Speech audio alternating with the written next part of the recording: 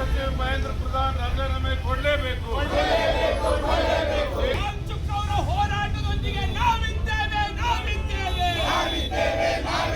Various organizations staged a protest in Hubballi on July 20th, condemning the reported NEET examination question paper leak and expressing solidarity with human rights activist Sonam Wangchuk, who was reportedly shifted to a hospital from Jantar Mantar in New Delhi. The protesters demanded the immediate resignation of Union Education Minister Dharmendra Pradhan, claiming that he was responsible for the irregularities in the NEET examination. They also raised slogans against the central government. The protesters claimed that the centre's poor administration had affected the future of lakhs of students across the country.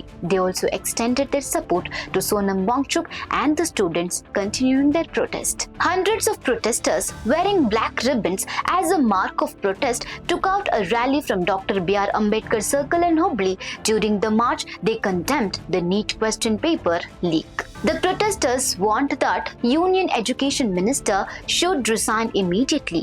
They said if he failed to do so, that they would intensify their protests across the country. Later, they submitted a memorandum addressed to the President of India through the Tahsildar, urging immediate action on their demands.